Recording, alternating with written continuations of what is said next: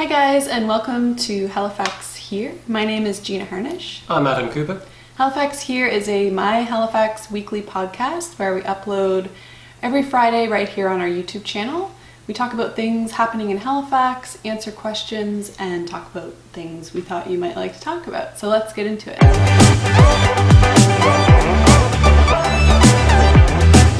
So guys, for this week we're going to switch it up and I'm going to be doing most of the interview work because today I'm going to interview Gina, because when we started our YouTube channel, our first video was called Finding Katimavik.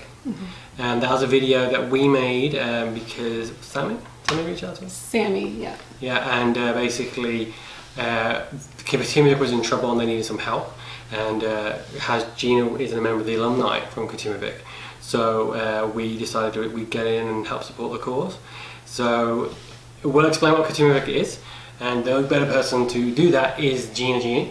Hello. Yeah, so you want me to go? Yeah, so go. Basically Katimavik, it was a youth volunteering program that allowed youth from the ages of 18 to I think it was 23 to sign up and volunteer for the program. They had 6-month programs and I think they had 9-month programs at the time. It was founded by Jacques Hebert back in the 70s, I believe. I might be wrong on that. 70. Yeah. 70s, I think. Yeah. So it's been around for quite some time, and it allowed youth to travel across Canada in a group together and volunteer in different cities across Canada. So I joined in 2009, which was, I think, the last. After I joined, I think it was only running for another couple years until the government had cut the funding for the program, so it was no longer. I think that was in 2012 that they cut the funding. It got watered down, didn't it? It kept getting. It was a program, and like the volunteering work, they were going into non-profits and they were kind of helping with that kind of thing. And I think what happened was, because it was there's houses and things involved, which I'm going to ask some questions about that to cover that. And I think from a government point of view, they looked at it and thought, well, this is a really expensive program, and we need to start trying to make it more affordable. And they got to the point where they started to cut, yeah. And then it basically was on the ropes when we were asked to kind of not step in, not like we single-handedly saved the day, but we asked if we'd make a video about it because Gina was an alumni. So, for you, how did you find out about it? I found out about it through my sister. She had a friend who heard about it through the high school that they were going to, I believe. And I had just graduated high school and I had no idea what I wanted to do as far as university went. And yeah, my sister told me about it and it sounded like an awesome thing to get to travel across Canada for free. The program was entirely free. I didn't have to pay for my plane tickets or anything. And yeah, it sounded like an awesome opportunity. So I jumped on it. Do you feel that doing something like Katimavik gave you because I know it sounds a lot of fun, you get to travel across Canada, it's free, but do you feel like there was a lot of development and growth along that way? Because it doesn't sound like it's something that's it's not like you're in Disneyland for 6 months. Oh yeah, no. It was definitely extremely challenging as well as, it was a lot of fun too, but it was also really, really challenging.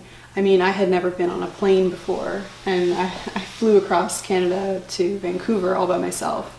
Planes suck. Yeah. Planes suck hard. That alone is kind of terrifying. And I'm, meeting these people, they're strangers all across Canada. We're all in a group together. And I mean, you make friends very quickly. But yeah, there was definitely a lot of development, a lot of learning, a lot of challenges for sure. So for you, if someone was thinking about trying to be part of the program, what advice would you give them, if there's any that you could? I mean, that's probably a hard question because it's so different for everybody. Yeah, I mean, I would say just keep an open mind and just be open to anything and be prepared for some challenging. I mean, when I was in Vancouver, we volunteered for nonprofits, like you said. So things like schools, daycares, thrift stores, a lot of different organizations. And we went through an interview process to determine which organization we wanted to volunteer at. We were in Vancouver for 3 months, and it also gave the organizations an opportunity to pick, kind of who they wanted to have them volunteer for their organization. So we had, I think it was like 12 interviews in one day. That's a lot. Which is, I don't think I've ever had that many interviews in my life. Well, especially when you were used to interviewing coming straight out of high school. Yeah. It's like they teach you interviewing at high school, which they probably should, but they don't. Yeah, I mean, they teach you how to build your resume, but... That's useful. Yeah. Because you got a resume, you go to an interview, and you don't have to do it. Yeah. Smart. So that was... back to your original question. I would say just keep an open mind. One thing that's always fascinated me when you talked about it is the housing. They must have, assuming they owned these properties, but what were they like?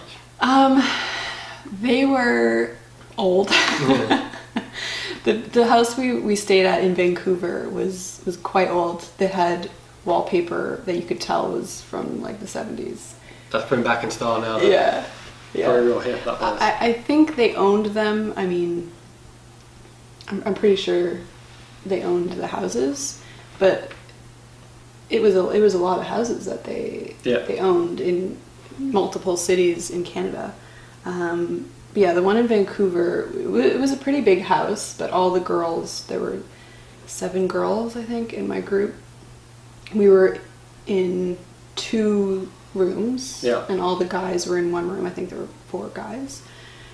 And then we stayed in Crow's Nest Pass, Alberta for 2 months after Vancouver. That house was tiny, absolutely tiny.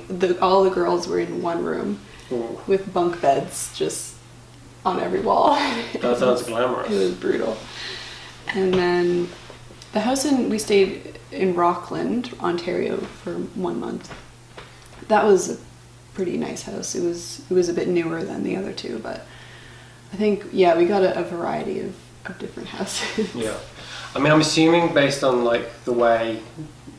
See, I've never been a part of Katimavik. The only part for me was when we made the video about trying to save them. For me, my approach to it was A, I know how much it meant to Gina going and having that experience. And B, a lot of what we do with my Halifax is to support local and some that's non-profits. And I know that for those organisations, having volunteer workers means a lot. So when you've got a program that will bring, there was 2 programs. There was a 6-month and a 3-month, was it? 6 month and a 9 month. 6 and 9 months, and you've got 12, 18 people. Well, I think 11 of us, including the project. No, 12 of us, including the project leader. So if you can bring 12 people to a non-profit who are going to be there for 2 months, that makes a huge difference to them. So the fact that this kind of program existed to me was a fantastic opportunity to help these organisations and also give people like Gina, who just got out of high school, an experience of working in different communities, seeing different challenges. So that's kind of why I thought it was important for us to get behind it. Just so you can kind of see that why I know stuff, but even though I wasn't a part of that. Yeah, and some of the organizations depended on the volunteers. Yeah. Because it was a ongoing program throughout the year. Perpetual. Yeah, so those nonprofits, they had volunteers coming in every rotation, and they relied on those volunteers, on us. Yeah, well, even I was talking about physio the other day, and she was talking about volunteering at Feeding Scotia and how she wants her nephews to do it because she thinks they'd learn a lot. And when you are in those circumstances or situations, and you're at a non-profit, and you see, this is what they need to get from the public, or like Feeding Nova Scotia, when you see the volume of food they need on a regular basis to be able to service the demand that they have, you kind of realise what challenge they have. So if you can instill youth, people at that age, that kind of really hungry to make a difference, kind of like 16 going through 24, and you can show them this is what it's like to work at a non-profit, this is the chances they have, they're more likely to go out and make a difference and want to be part of the community. And that's why it was so important that I felt like that was a good program, and it was really sad that it had been cut. Yeah, it was really sad. Really, really sad. So how did you feel when they cut it? Well, I felt sad that no one would be able to experience it again. I mean, I had hoped that they would eventually bring it back, but it was sad. I mean, because I had such a great time, and I know a lot of people that have, an amazing time, and it's very beneficial to that age group. It was sad, yeah. Well, I just felt like, because it was weird, again, I kind of have the view from like an outside looking in. When we spoke to Sammy, about making a video, she was so passionate about it, and she drew up the petition. She drew up the original petition to get it refunded, and she was on the radio. Did she go to Parliament? Yeah. I think people, I don't know if Sammy was part of that, but people went to Parliament and they were trying to like get it, and you were like, these people are doing this because they know how much it affected them, and because they were part of that program, they knew that they needed to take action, and that kind of was like kind of indicative of the kind of involvement you want kind of youth to have. So it was kind of cool to see how involved everyone was, and that's why it was nice when we were asked to kind of be a part of that. Yeah, and I think Sammy's petition got over like 21,000 signatures, something like that. So it was a lot of people. Because to be just so in perspective, we were trying to raise $30,000. It was $30,000. I don't say an insignificant amount of money, because that's not a small amount of money, but it wasn't like you needed $6 million to stay afloat. Like they needed 30 grand or something that small. Yeah. If you go back to our first video, you'll see it. Just so they could keep it funded for 3 months the way it was, which was a shell of the corporation at that point, so they could figure out a way of trying to raise the money. Our video went up, and we got, it wasn't like we went viral. We had like a couple of hundred views, and then someone messaged me on Twitter, and they were like, we think you started this. And there were other people that were in that program, and they'd made their own version of our video, and that was cool to see. So many people got behind it, and again, that's just community power to see that. They recently got refunded too. Yeah.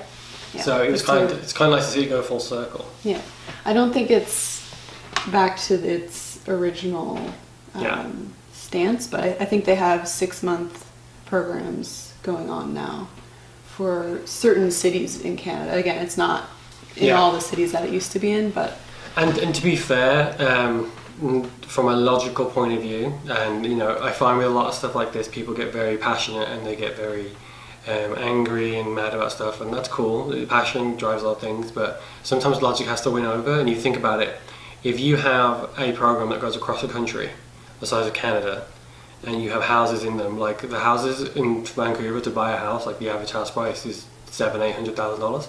So someone has to pay for that, and then you've got to pay taxes on that, and you've got to maintain them. Like, that's a huge bill. So I can see in some circumstances why they'd have to cut back. But there's a difference between cutting back and just getting rid of an entire program and shelving it.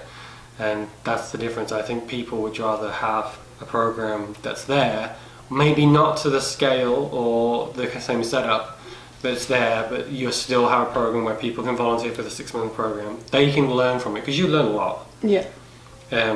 And also the non-profits are then getting the service they need, because like Gina said, they depend on that. And even local non-profits here, they need volunteers. They're always asking for volunteers, and that's because they need help. It's not easy to be a non-profit.